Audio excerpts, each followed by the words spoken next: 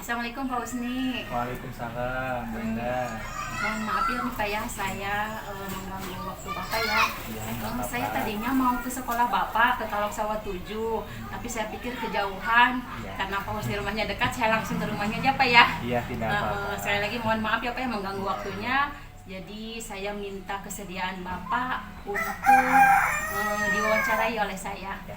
Nah, hal ini, wawancara ini adalah salah satu untuk pemenuhan tugas saya Pak. Oh, iya. Ya, tugasnya yaitu tugas demonstrasi kontekstual yang mana saya harus mewawancara beberapa kepala sekolah. Ya, 3 kepala sekolah, salah satunya kepala sekolah saya sendiri, terus 2 kepala sekolah dari kepala sekolah luar. Nah, salah satunya itu Pak Husni dari Terima kepala kasih. sekolah Talok Sawah 7. Sekali lagi mohon maaf ya Pak ya. Iya, bisa menjawab sesuai dengan apa yang Ibu tanyakan. Iya, Pak. Ya, jadi beberapa pertanyaan ini adalah pertanyaan-pertanyaan yang mengacu bagaimana pengalaman Pak Husni ketika mengambil keputusan, terutama keputusan dalam situasi dilema etika, Pak, seperti itu. Nah, iya. Baik, Pak. Langsung saja, Pak ya. Iya, boleh. Ya, baik. Pertanyaan pertama yaitu bagaimana Pak Husni dapat mengidentifikasi kasus-kasus yang merupakan dilema etika dan bujukan moral, Pak? Oh, ya, baik. Untuk pertanyaan yang pertama ini kan terkait dengan kasus-kasus yang pernah saya alami ya, Bu ya. Iya. Kalau untuk kasus-kasus sendiri biasanya saya tidak mengidentifikasi secara khusus. Iya. Jadi kalau misalkan ada kasus, biasanya saya hanya sekedar mempelajari, kemudian mungkin setelah dipelajari saya simpulkan, dilanjut dengan pengambilan keputusan. Jadi untuk identifikasi secara khusus saya tidak melakukannya. Kalau untuk pengambilan keputusan antara ujukan moral dan dilema kan itu sesuatu yang berbeda ya. Iya. Jadi kayaknya lebih sulit ketika kita menghadapi dilema etika. Iya. Ya, jadi kalau ujukan moral mah itu kan hanya antara benar dan salah. Mungkin kalau identifikasi khusus kayaknya tidak ada. Cuma saya hanya memperhatikan, kemudian menyimpulkan dan mengambil tindakan. Terima kasih, Pak. Kemudian Pak, pertanyaan yang kedua yaitu bagaimana Bapak menjalankan pengambilan keputusan di sekolah Bapak, terutama untuk kasus-kasus di mana ada 2 kepentingan yang sama-sama benar atau sama-sama mengandung nilai kebajikan. Ya. Ini berarti terkait dengan keputusan dilema etika ya, Bu ya? Iya, bagaimana Untuk Bapak dilema etika ini memang menjalankannya? perlu proses sepertinya, Bu. Iya. Apalagi misalkan berkaitan dengan kepentingan orang banyak. Iya. Jadi kalau saya misalkan menghadapi seperti itu, mungkin langkah pertama saya itu yang pertama saya akan melakukan musyawarah Musyawarah, dengan iya. dengan Musyawarah. yang bersangkutan, bisa dengan guru-guru, Mm-mm. orang tua atau pihak-pihak lain yang terkait. Iya. Pokoknya langkahnya kalau untuk dilema etika itu lebih baik kita musyawarahkan dulu terlebih dahulu. Jadi mengedepankan musyawarah, Ya. mengedepankan dialog ya Pak ya? Ya, dialog, harus dengan dialog, komunikasi. Iya, seperti itu. Baik, luar biasa Pak. Lanjut ya Pak ya. Ya. Kemudian Pak, langkah-langkah atau prosedur seperti apa yang biasa Bapak lakukan selama ini? Langkah-langkahnya mungkin lebih spesifik ya Pak ya? Lebih ke langkah-langkah. Langkah-langkahnya seperti jawaban yang pertama. Mm-mm. Yang pertama itu saya akan mempelajari dulu permasalahannya. Setelah dipelajari, Menganalisis kemudian mungkin ya Pak ya? dianalisis dulu permasalahannya, kemudian saya akan memusyawarahkan dengan pihak-pihak yang terkait untuk mengambil keputusan. Kiranya kurang lebih seperti itulah. Ya, ya.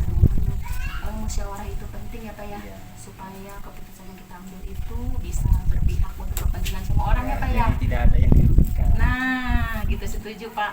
Jadi keputusannya pun bisa dipertanggungjawabkan ya Pak ya, seperti Betul, itu. betul. Baik.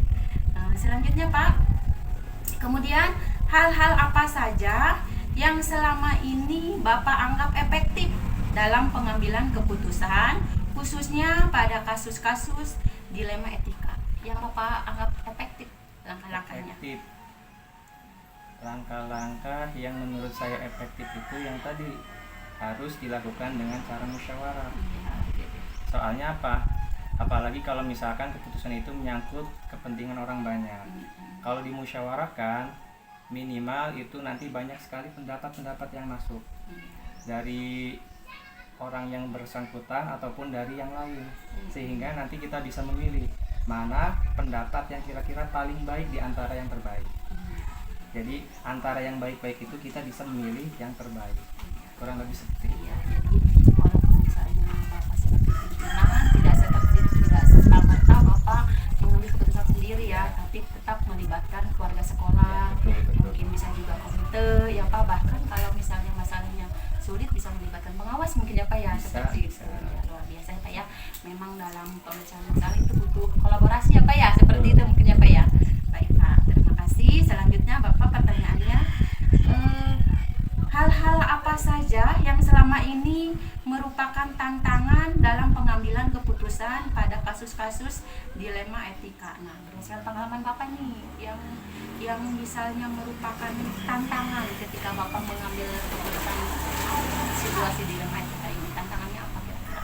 Tantangannya biasanya gini ya, kalau kita sedang mempunyai permasalahan, apalagi kaitannya dengan orang yang usianya lebih senior daripada kita, itu Oh, iya, salah iya. satu tantangan juga. Betul. Sungkan ya Pak ya? Jadi agak gimana gitu. Mm-mm. Cuman saya mah punya prinsip, siapapun yang menyampaikan selama pendapat itu baik, maka saya akan pilih pendapat itu. Iya. Tidak memandang antara senior atau junior. Iya. Cuma mungkin itu saja agak nggak enaknya, tidak enak Iya, seperti jadi itu. tantangannya ketika Pak Husni menghadapi situasi atau permasalahan guru ya, Iya, gitu, mengambil keputusan atau menghadapi guru yang senior itu kayaknya sulit gitu ya sekali. tantangannya. Apalagi saya sendiri itu usia masih dibilang cukup ya, masih muda ya. Iya. Banyak sekali guru-guru yang senior di sekolah. Tapi dengan cara musyawarah, alhamdulillah. Jadi semuanya berjalan sesuai dengan keinginan.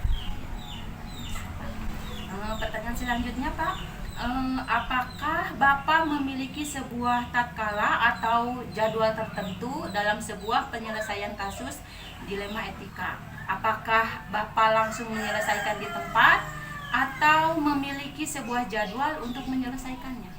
Kalau jadwal kayaknya tidak ada, Tidak ada. tapi sifatnya kondisional. Kalau misalkan permasalahannya itu harus selesai, maka saya mau tidak mau harus prioritaskan permasalahan tersebut. Iya, iya. Tapi kalau misalkan bisa dibicarakan lebih lama, maka ya kita musyawarah seperti yang tadi, supaya keputusan itu benar-benar merangkul semuanya, tidak ada yang dikecewakan. Iya, memang kadang Jadi emang sifatnya kondisional kalau seperti itu. kondisionalnya kayak tergantung berat Tergantung ringannya masalah ya. permasalahannya, berat ringannya juga bisa. Iya, terkadang kan permasalahan yang berat kan kita butuh pemikiran mendalam ya Pak Iya, ya. betul. Butuh pendapat guru-guru lain, jadi Iya. harus dijadwalkan Nah, untuk nah, bertemu mungkin- dengan guru-guru mungkin mungkin kalau gitu ya. permasalahannya yang berat sekali bisa diatur jadwal. Iya, kalau yang ringan Kalau yang ringan diselesaikan cukup sekarang. diselesaikan sekarang, tapi tetap harus ada masukan dari yang lain, harus ada musyawarah juga. Iya. Walaupun sifatnya itu musyawarahnya ya ngobrol atau bagaimana. Luar biasa sekali jawabannya Pak. Selanjutnya Pak, adakah seseorang atau faktor-faktor apa yang selama ini mempermudah atau membantu Bapak dalam pengambilan keputusan dalam kasus-kasus dilema etika? Kalau misalkan faktor yang mempermudah, mungkin saya suka menanyakan kepada orang-orang tertentu. Misalkan orang yang sudah berpengalaman, atau guru-guru senior, atau kepala pemimpin-pemimpin senior yang sudah mempunyai kompetensi dalam menyelesaikan permasalahan-permasalahan. Mungkin salah satu caranya itu seperti itu, Iya. menanyakan kepada orang yang mempunyai kompeten, Iya. yang lebih berpengalaman, yang pernah mengalami kasus yang serupa. Ya, siapapun itu ya, Siapapun baik itu. rekan Nah, kerja ataupun anggota yang- keluarga ya. Iya boleh, itu juga Seperti itu. yang saya percaya terutama. Iya, iya. Baik Pak, pertanyaan terakhir Pak. Oke. Dari semua hal yang telah disampaikan, pembelajaran apa yang dapat Bapak petik dari pengalaman Bapak mengambil keputusan dilema etika? Jadi pembelajaran yang dapat Pembelajarannya. diambil dari pengalaman Bapak. Jadi intinya setiap permasalahan itu pasti ada jalan keluarnya, asalkan kita mau bersungguh-sungguh untuk menyelesaikannya. Dan salah satu cara menyelesaikan masalah itu menurut saya yaitu yang terbaik adalah musyawarah. Kenapa? Karena kita sendiri itu mempunyai dasar Pancasila. Iya. Salah satu silanya itu adalah sila keempat yang berbunyi kerakyatan yang dipimpin oleh hikmah kebijaksanaan dalam permusyawaratan perwakilan. Iya. Maka sebaiknya semua keputusan kita putuskan dengan cara musyawarah untuk mencapai mufakat. Ya mungkin itu. Ya, ya. Terima kasih ya Pak ya. Jawaban Bapak menurut saya memberikan banyak pelajaran-pelajaran yang dapat saya ambil ya Pak Terima ya. kasih. Dari pengalaman-pengalaman Bapak saya dapat mengambil pembelajaran bahwa memang dalam memutuskan permasalahan itu, dalam mengambil keputusan itu harus berdasarkan musyawarah ya. Betul. Musyawarah itu menjadi pilar yang sangat penting ya Pak ya, Ya. dalam pengambilan keputusan. Mudah-mudahan saya dapat mengimplementasikan apa yang Bapak lakukan ya. Terima kasih banyak ya Pak ya. Ya, Sekali sama-sama. lagi mohon maaf saya sudah mengganggu waktu Bapak. Ya. Mudah-mudahan Bapak telah berkenan untuk diwawancara. Mudah-mudahan kebaikan Bapak dibalas oleh Allah. Amin. Ya, terima kasih sama-sama. Ya. Mudah-mudahan apa yang saya sampaikan bisa menjadi pelajaran bagi yang lain juga.